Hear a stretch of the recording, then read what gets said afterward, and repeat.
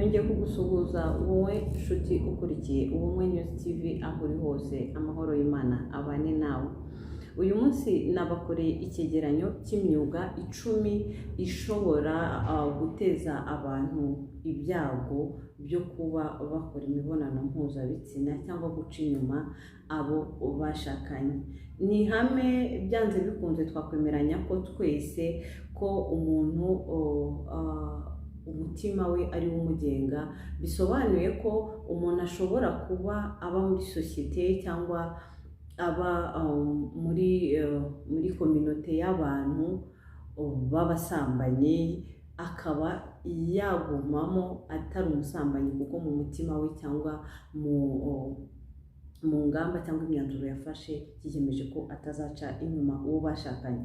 Kimwe nuko uri umusambanyi ufite akageso k'ubusambanyi, niyo waba mu gihugu kirimo abantu nta wundi muntu usambana, ubwo kuko byaba bikurimo mu mutima wawe, washaka uburyo ubwo ari bwo bwose wabikora.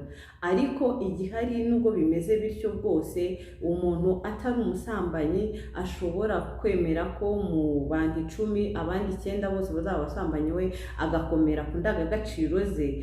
Ariko nabwo twemera ko societe umuntu abaho ndetse n'abantu babana n'abantu bashobora kumwinfluencer cyangwa bagatuma atangira guhinduka akagenza nkabo, nubwo mbere cyangwa de nature atariko yarameze. Uyu munsi rero nabazaniye icyegeranyo cy'imyuga 10 ishyira abantu mu byago byo kuba basambana cyangwa guca inyuma abo bashakanye. Uyu munsi ndifashisha urubuga rwitwa Marie France. Hanyuma uru rubuga rwitwa Marie France rwashize hanze ubushakashatsi bw'abantu bitwa aba spécialiste muri relation extra-conjugale, bivuga ko bafite ubumenyi mu bijyanye n'umubano uri hirya y'urugo, ibirenze urugo, ibirenze famille, ibirenze abashakanye, umubano nyuma yaho cyangwa umubano wagutse.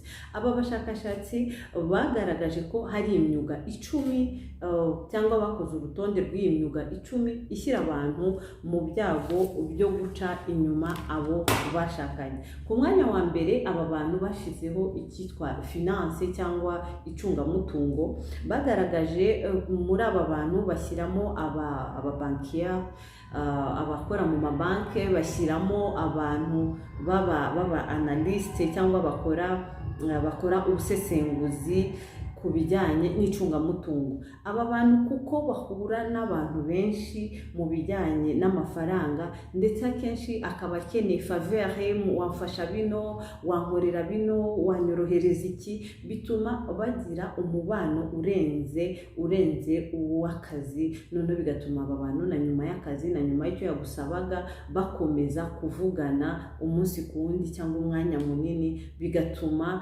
bigeraho bibagusha mu cyaha cy'ubusambanyi, bagaca inyuma abo bashakanye. Ku mwanya wa kabiri haza abakora mu byitwa aviation cyangwa aviation cyangwa ibijyanye n'ibyo mu kirere, ingendo zo mu kirere.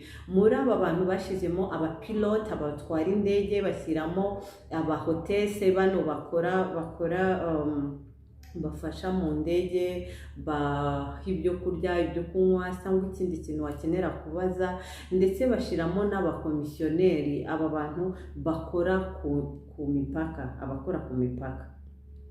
Hanyuma byagaragaje ko aba bantu kubera ko bahura n'abantu b'ingeri zose batandukanye, abantu bakora ama business atandukanye, abantu bakora imyuga myinshi itandukanye, bituma bagira umwanya munini wo kuvugana nabo. Noneho waba wari usanzwe ufite ya ngeso yawe cyangwa uburyo gusa wisanze uri muri no situation, akenshi ko hari n'igihe bamwe bagenda bakagera mu gihugu cyabo bahuye nabo, ariko akazi kameze bagomba kurarayo.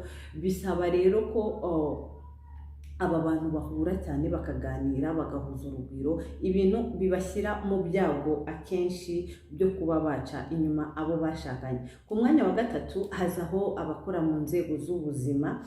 Inzego z'ubuzima barimo abaganga, infirmière n'abandi batandukanye bakora mu nzego z'ubuzima. Ubushakashatsi bwagaragaje ko bano bantu kubera ko bahura na bano bantu cyane, ugahura n'umuntu ukamukora ku marangamutima ye, kuko hari igihe umuganga biba ngombwa ko akubaza ibiri beyond y'uburwayi urwaye, hakazamo amabanga, wenda ukamumenera amabanga, kuko hari igihe akuvura akeneye kumenya nyamukuru n'iki cyateye ibi bintu.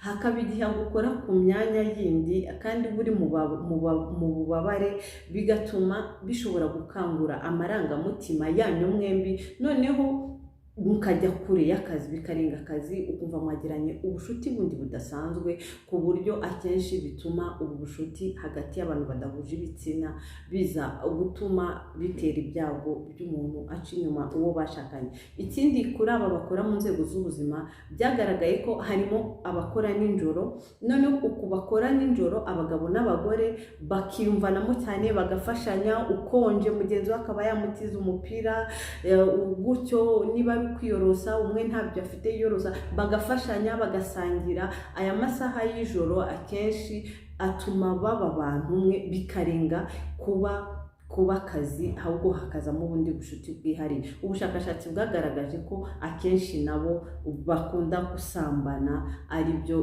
bintu bituma nabwo baca inyuma abo bashakanye kubera akazi kabo bakora. Ku mwanya wa kane haje ibyitwa ubucuruzi, harimo aba PDG, ba nyiri ibigo binini cyane, hakazamo aba managers, hakazamo n'abasekreteri. Ubushakashatsi bwagaragaje ko uko imiryango ikinguka ya business, niko n'indi miryango ikinguka y'ibyago byinshi yo kuba aba bantu bakora muri business baca inyuma abo bashakanye. Bahura n'abantu benshi umwanya munini, bari kuganira, tubigenze gutya, muratugurira iki, muraduha iki, ibi bigeze he, none bigatuma bagira undi mubano mwinshi cyane, ku buryo biza kurenga na business, bikarenga akazi, ugasanga bisanze mu kuhuza n'ibitsina, ibintu bituma bibongerera ibyago byinshi byo guca inyuma abo bashakanye. Ku mwanya wa gatanu hari icyitwa siporo. Muri siporo harimo abatlete, harimo bano bantu bandi bakora aba coach. Ubushakashatsi bwagaragaje ko bano bantu, kubera ko abantu bakora iyi imyitozo ngororamubiri cyangwa siporo muri rusange, aba yambaye imyenda kenshi igaragaza uko ateye, ku buryo n'imyanya ibipfutse ubona ariko igaragara neza mu mwambaro, ugaragaza neza ukuntu umuntu ateye, none ugatuma umwanya munini umubiri w'umuntu mwinshi uri expose, ugaragara. Rero ubushakashatsi bwagaragaje ko aba bantu bikura imbere y'ikiremwa cyagaragaje uburyo giteye ntabwo ari bwinshi, bituma rero uyu mwanya, aka kazi gashyira abantu benshi mu bishuko, bigatuma baca inyuma abo bashakanye. Hanyuma hakaza ubukorikori. Hano harimo abaririmbyi, hakazamo abamaneka, bano bagaragaza imideri, aba bamurika imideri itandukanye, hakazamo abakinnyi b'amafilme, ndetse hakazamo n'abafotogarafe. Aka kazi nako kubera ukuntu gahuza abantu, ukabona akenshi niba ari umuririmbyi ushobora kuza ukamukoraho, cyangwa umumaneke ukumva ngo gira utya, subiza igituza inyuma, cyangwa azamura gutya, hano hagenza utya, cyangwa hano hepfo gutya, bituma kenshi izo mbaraga z'umukobwa n'umuhungu zikururana, ukumva uburyo umukoze ku rugingo runaka, bitangira gahoro gahoro, bigatuma ba bantu bajya mu marelation arenza akazi, cyangwa bakagira ubushuti bwihariye, ibintu bituma akenshi bahuza ibitsina. Hanyuma ku mwanya wa karindwi haje icyitwa ngo monde de nuit. Monde de nuit abo bashakashatsi babyise ngo mbese ni isi ya nijoro. Mu isi ya nijoro bashizemo aba DJs, aba DJ nyine aba bakinnyi imiziki itandukanye mu maboate, mu marestaurant, mu mahoteli, cyangwa mu birori bitandukanye, bashiramo ababyinnyi ndetse bashiramo n'abaserveur, bano baseriva nyine bisanzwe. Hanyuma bagaragaje ko uko ijoro rigenda ricya, aba bantu uburyo baba bahuje urugwiro mu tubyiniro, mu maboate, mu birori bitandukanye harimo imiziki itandukanye, ngo bageraho bakumva ko no kurenga gukora ku mubiri w'umuntu ku myanya ye y'ibanga nabyo biba biri mu byemewe. none ugasanga byarenze kure akazi, ahubwo n'imyanya y'ibanga ikaza mu kazi bigakomeza byose, ku buryo n'abashakanye bituma bajya mu byaha by'ubusambanyi kubera uburyo bari expose muri aka kazi. Hanyuma ku mwanya wa 8 hajemo abanyamategeko, harimo abavoka babunganira abandi, harimo abacamanza, harimo abashinjacyaha n'abagenzacyaha. Aba bantu rero bagaragaje ko akenshi aka kazi kabo bakora gatuma gahuzwa n'abantu bahuje amarangamutima, akamuganyira kandi akenshi ashaka ko amwumva, akumva ko amwizaniye imbere, undi aba akeneye ko amugirira faveur cyangwa akamufasha ikintu, akamuvuganira. Noneho bituma aba bantu bahura n'abantu benshi, ugasanga uburyo bahuye bari kuganira ibiri beyond y'akazi, ku buryo bigera aho umugabo n'umugore bahuza ibitsina, ugasanga byarangiye baciye inyuma abo bashakanye. Hanyuma ku mwanya wa 9 haza icyitwa communication cyangwa itumanaho. Ibi nabyo harimo abanyamakuru, hakazamo abakora relation publique cyangwa public relation, n'abantu bahuza ibigo n'abantu bakora itumanaho mu bigo bitandukanye. Hanyuma byagaragaye ko bano bantu nabo bakora umwuga ubahuza n'abantu benshi, bituma mushobora kugira umwanya munini na nyuma y'uko warangije akazi wari urimo, nyuma y'uko amakuru wari ufite uyamukeneyeho, ukumva mukomeje kuvugana kubera impamvu runaka zitandukanye. Noneho bigatuma aba bantu nabo bagira ibyago byinshi byo kuba bakora imibonano mpuzabitsina kandi byahereye mu kazi, ariko bikazarenga akazi bigatuma muca inyuma abo mwashakanye. Ku mwanya wa 10 ari nawo usoza iki cyegeranyo, haje abantu byitwa abaplombier. Abaplombier ni abantu bakora amazi ariko bagashyiramo abakora amashanyarazi, aba electricien ndetse n'abamason, aba bubaka amazu.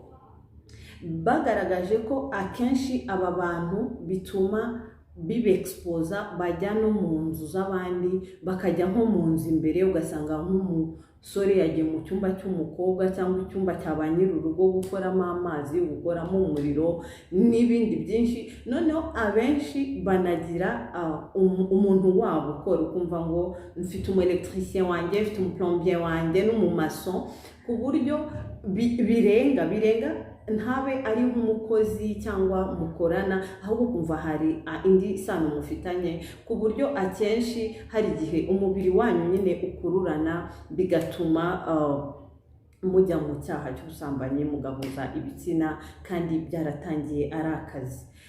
Iki ni icyegeranyo rero cyashyizwe hanze n'aba bantu, hanyuma bagaragaza ko nyuma y'umubano, harimo nyuma y'abantu bashakanye, nyuma yo mu rugo, harimo ukuntu abantu bajya gukora imibonano mpuzabitsina, ariko akaba ari akazi kabatera ibyago byinshi, mbese kabexposa kuba bakora ibi byaha batabigambiriye cyangwa mbere au départ atari ko bari bateye.